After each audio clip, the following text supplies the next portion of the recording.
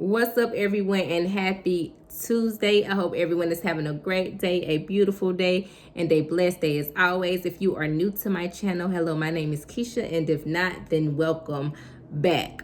So I'm going to go ahead and jump into today's video, and the title is going to be Free Will or God's Will. Because listen, we all have the power to choose free will. God has given everybody the ability and the choice of doing things of our own free will or choosing his will. And we have to also discern, right? Like, what is it like? Because some things we are supposed to really do in operating in our own free will, but you have to ask God to give you the discernment, right? To know like when this is really my choice, or if this or excuse me, or if something is, a choice in between God's will and your own free will.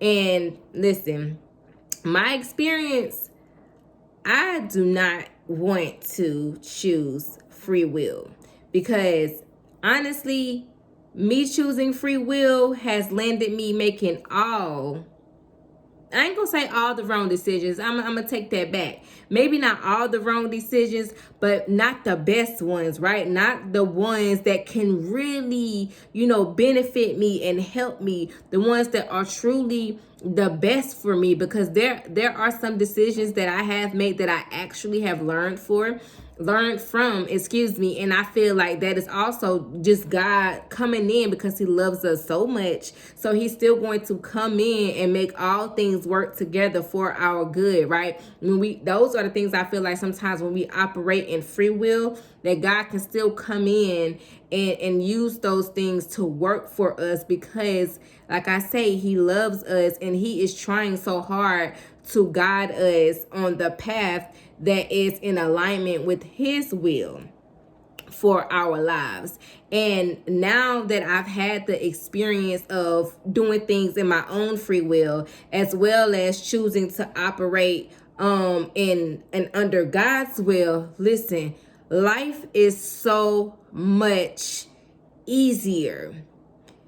That does not mean that we still won't go through certain things or whatever the case may be, but life becomes so much easier because you don't have to stress as much when you were really operating, doing things in your own free will, because in that sense, you bear all the responsibility, you bear all the control. Like, you have to figure everything out on your own. And so that's what God does. Like, if God ain't in, like, some things that we choose to do, God is not going to be in. If it's certain decisions that you make in your own free will, God is not going to be in it. If it's some places that you choose to go that God didn't tell you to go to, his hand may not be on it. So if his hand is not on something that you choose to do in your own free will, then it's going to be that much harder for you to be able to, get what it is that you really need. And so, like I say, my experience is that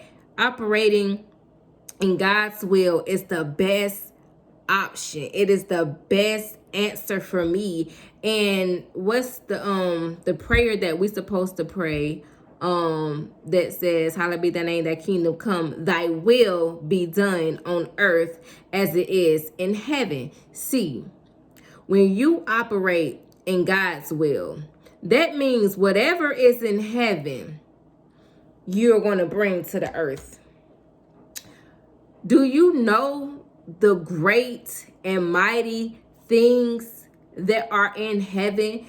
Do you know like what inheritance is held up for you in heaven? There is something great and divine that God has planned for each and every last one of us that is in heaven. But in order to get it from heaven to earth, this means we have to operate in the will of God.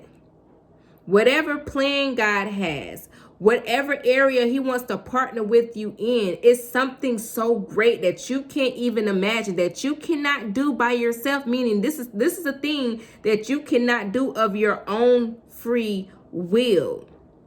The life that God calls for us to have more abundantly is in his will.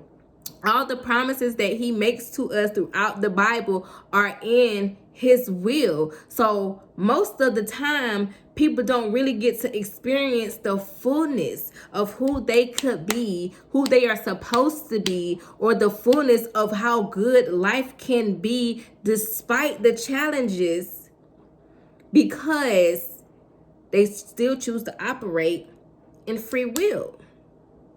You have to give up control. And like I say, it is so much easier. It is a burden that is lifted off of you whenever you don't have to continue to do everything yourself. Listen, God is going to send the help.